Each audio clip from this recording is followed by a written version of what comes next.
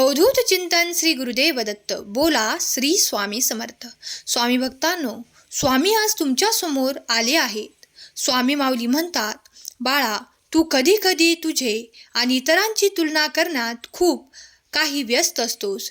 जेव्हा मी तुझ्याकडे पाहत आहे आणि मी तुला आशीर्वाद देत आहे जे तुझ्यासाठीच आहेत, आणि जेव्हा तू हारून माझ्याकडे प्रार्थना करतोस, तू विनंती करतोस, त्यामुळे मी तुला आता असा काही आशीर्वाद दिला आहे जो कोणाला इतरांना प्राप्त होणारा नाही, जे तुझ्याकडून इतर कोणीही हिरावून घेऊ शकत नाही. त्यावर फक्त तुझाच आणि तुझाच अधिकार आहे. तुझे कर्म पाहून तुला ते सर्व काही देण्यात येत आहे. तेव्हा निश्चिंत रहा आणि इतरांची बरोबरी, इतरांची तुलना करणे थांबवा.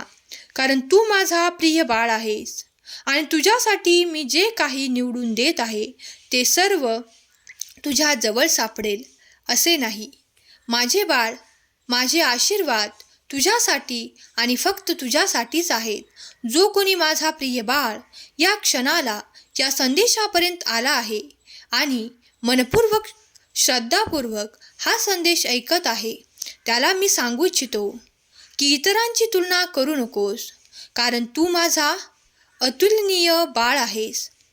देव म्हणतात, बाळा, आज मी तुला सांगू इच्छितो की तू ज्या ठिकाणी कधी कधी तुलना करू इच्छितोस ती व्यक्ती, त्या व्यक्तीचे विचार देखील चुकीचे असतात.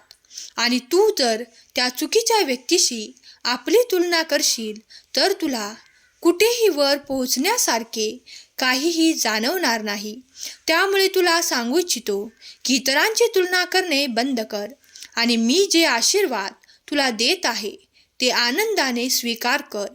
कधी कधी देव तुमच्या विचारांच्याही पलीकडे तुमच्यासाठी काही निर्माण करू इच्छितात जे तुमच्या विचारांच्या पलीकडे असते.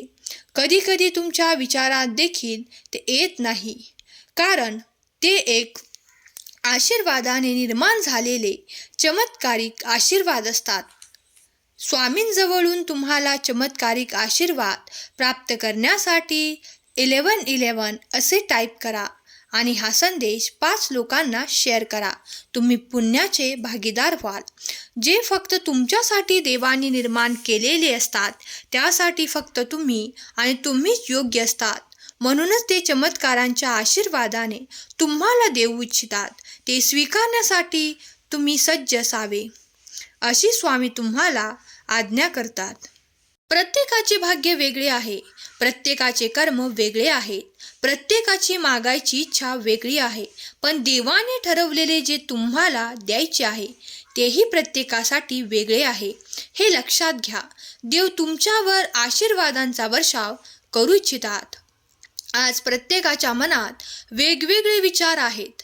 कोणी माझ्याकडे प्रेम मागू इच्छितो, तर कोणी माझ्याकडे नाते मागू इच्छितो, तर कोणी माझ्याकडे आर्थिक समस्या घेऊन आले आहेत, तर कोणी माझ्याकडे त्या कर्जाची समस्या घेऊन आले आहेत.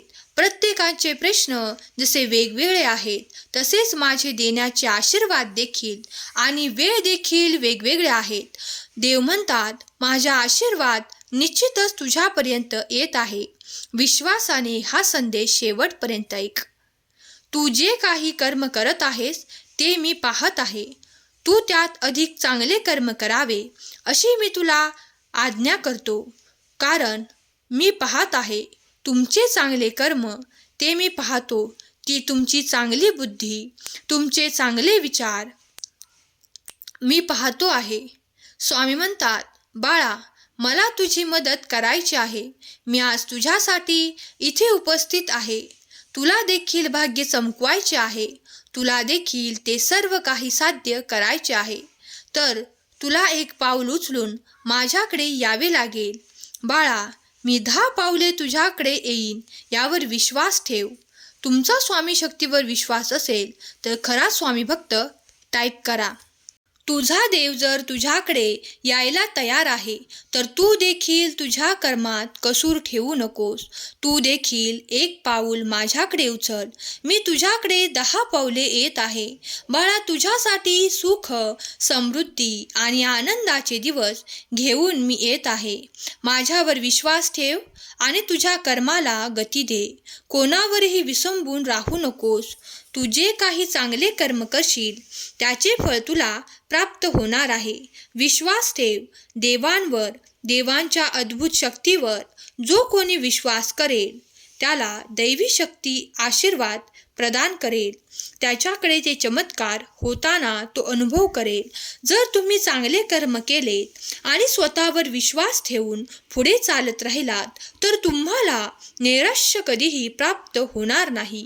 स्वामी म्हणतात, बाळा, तू जसजसे चांगले कर्म करून पुढे जाशील तसतसे तुला माझे आशीर्वाद प्राप्त होताना दिसून येतील. जो कोणी बाळ माझ्याकडे आरोग्यासाठी प्रार्थना करू इच्छितो त्याचे आरोग्य उत्तम होण्यासाठी मी त्याला आशीर्वादित करत आहे. त्यासाठी आरोग्याचा आशीर्वाद मी प्रदान करत आहे. तुम्हाला उत्तम आरोग्य प्राप्त करण्यासाठी 5555 असे लिहा आणि कमेंट बॉक्समध्ये स्वामी माऊली मी तुझे प्रिय बाळ लिहायला विसरू नका. जर तुमच्या मनात यावेळेस काही शंका येत असतील तर त्या माझ्या चरणावर सोपवून निश्चिंत व्हा. कारण मी आणि माझा आशीर्वाद तुमच्या दिशेने जेव्हा येतो तेव्हा तुमचे प्रत्येक कार्य होताना तुम्हाला दिसून येते. स्वामी म्हणतात, तसेच काही आज या रात्रीतूनही घडणार आहे. जो कोणी बाळ माझ्याकडे ती प्रार्थना करत आहे त्या प्रश्नांचे उत्तर होकारार्थी त्याला प्राप्त होईल. त्यांच्याकडे एक चमत्कार घडणार आहे.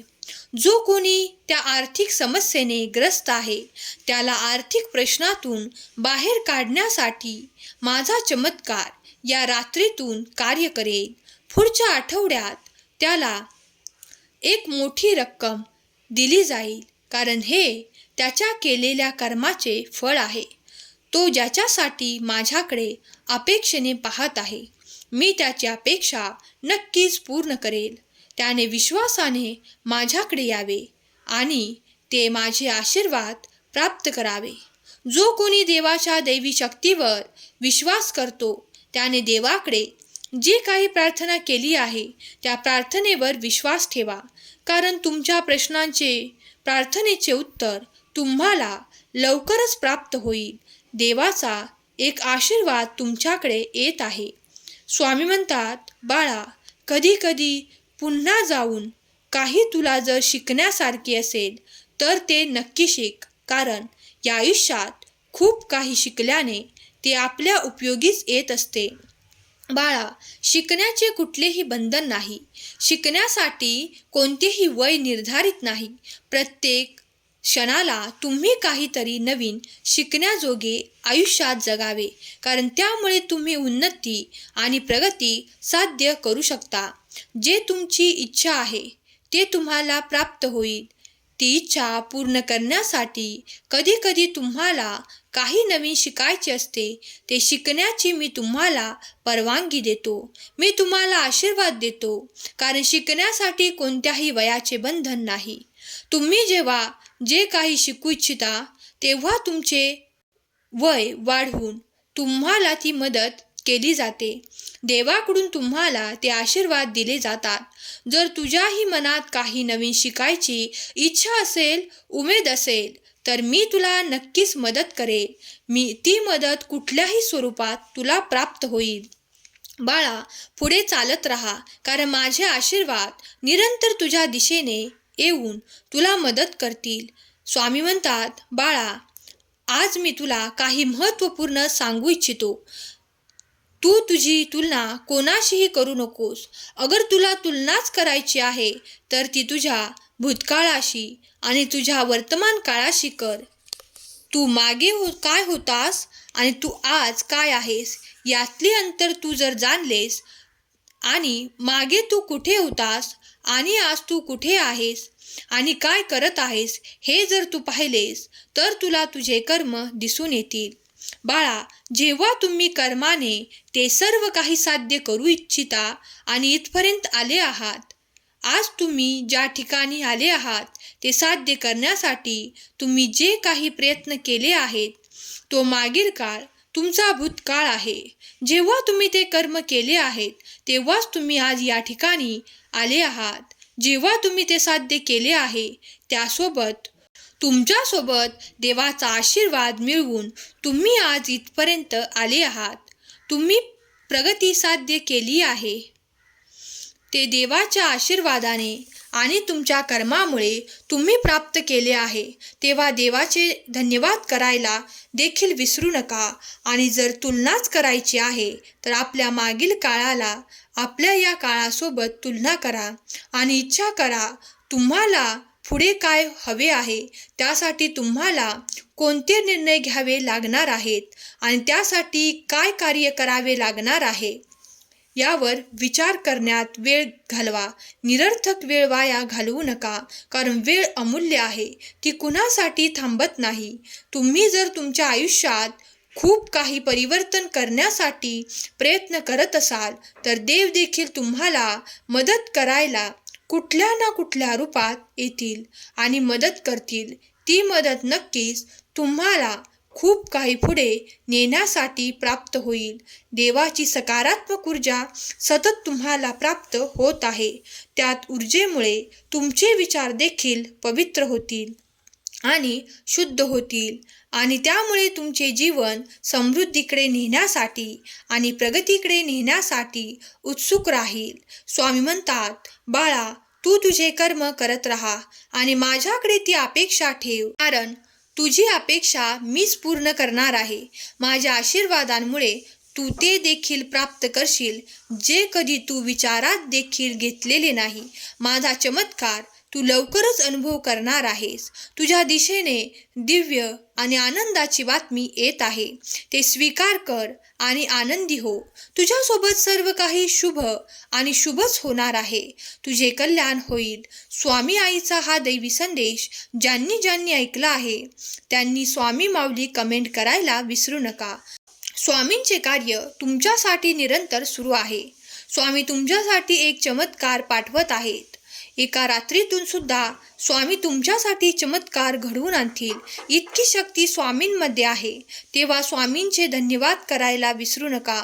स्वामी तुमचे कल्याणच करणार आहेत. केलेली सेवा स्वामींचरणी अर्पण करते. आजचा हा संदेश शेवटपर्यंत ऐकल्याबद्दल धन्यवाद. श्री स्वामी समर्थ. जय जय स्वामी समर्थ.